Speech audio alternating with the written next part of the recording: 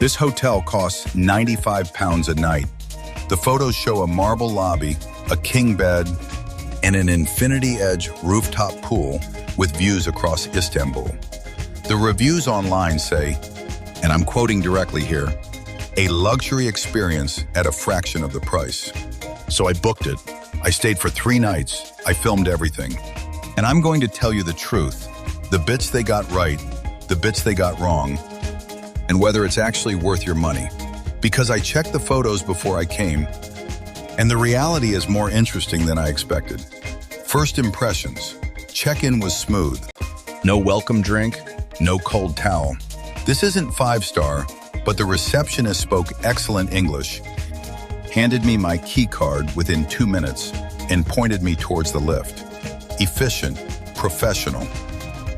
The lobby photos show a dramatic double-height space with crystal chandeliers and polished marble floors. The reality is about half that size, and one chandelier had 3 bulbs out. The marble floor is real, but scuffed near the lift. It's just a photograph of itself.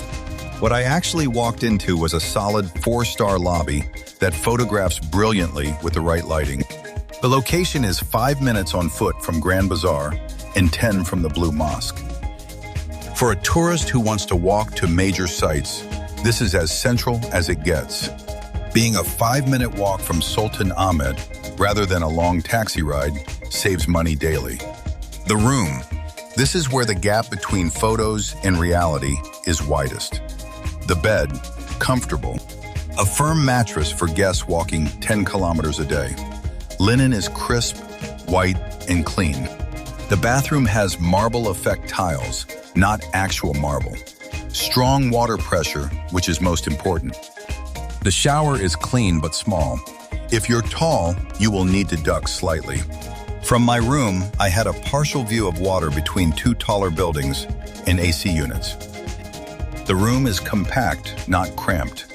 I could open my suitcase fully on the floor. From my room, I could hear the call to prayer at 5 in the morning. The rate covers room, Wi-Fi at 18 megabits per second, and rooftop pool access. Breakfast is £12 extra. Minibar water is £8, and beer is $12. My actual cost, once I added breakfast and city tax, was £109. Here is the part nobody puts in a sponsored video. Things I didn't like. First, the breakfast is weak. Warm food is lukewarm, and coffee is from a machine. You are better off walking to a local cafe and paying half the price. Second, the rooftop pool closes at 6, which means no sunset dip in summer. Third, the air conditioning is loud, cycling on and off with a loud clunk. These aren't deal breakers, but they are things that change your decision before booking. Now, what they got right. The rooftop bar at sunset is absolutely exceptional. The drinks are reasonably priced, and the view across the Golden Horn is incredible. The staff went out of their way, drawing maps and booking my hammam, and the location saved me money daily. I didn't take a single taxi. The test I use, did I feel looked after? On that test, this passed. At £95, what you get is a hotel that understands its ceiling. It gives you a clean room in a location that makes exploring effortless. So, is it worth £95 a night? Here is the breakdown. Paying for central location, comfortable bed, clean room, excellent staff, and sunset views. Not getting luxury breakfast, silent room, spacious bathroom, or perfect listing views. Who it's for: solo travelers wanting a central base, valuing location over luxury.